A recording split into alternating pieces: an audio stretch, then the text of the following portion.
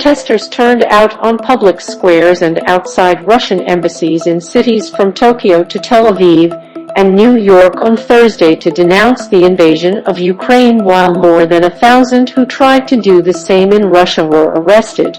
The earliest known protest occurred outside Russia's embassy in Washington around 1 EST on Thursday, only 3 hours after President Vladimir Putin said he had launched his military operation.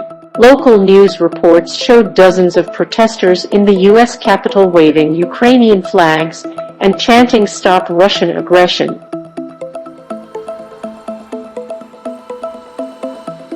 In London, hundreds of demonstrators, many of them Ukrainian and some weeping, gathered outside Downing Street, home to the Prime Minister, urging Britain to do more. "We need help.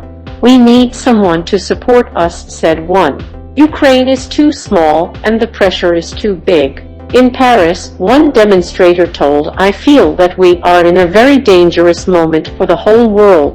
In Madrid, Oscar-winning Spanish actor Javier Bardem, nominated for another Academy Award this year, joined about 100 protesters outside the Russian embassy.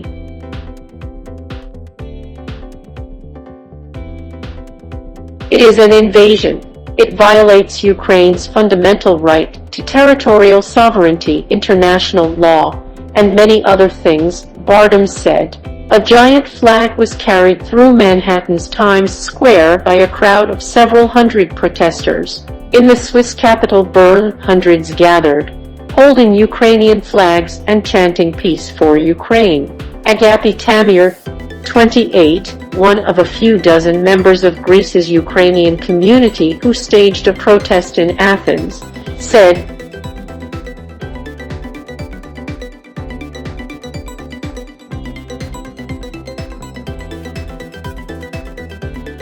"The only thing we believe is that a miracle will stop all this awful and frightening thing that is happening at this moment."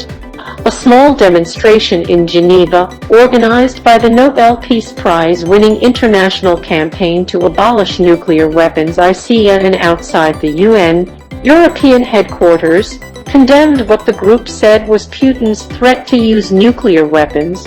Other demonstrations were held in Beirut, Tel Aviv, Dublin, and Prague.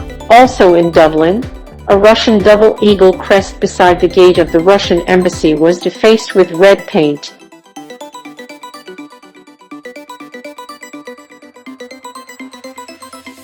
More protests were scheduled for later in the day in the U.S. cities of Houston and Denver, according to social media posts.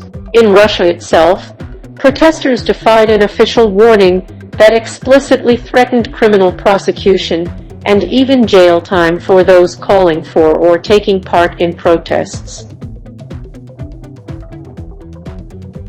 Hundreds rallied in cities including Moscow, St. Petersburg, and Yekaterinburg, chanting slogans such as "No to War," and holding up makeshift signs. By 1939 GMT, police had detained no fewer than 1,667 people in 53 cities. The OVD Info Rights Monitor said 600 were arrested in Moscow alone. The TASS news agency reported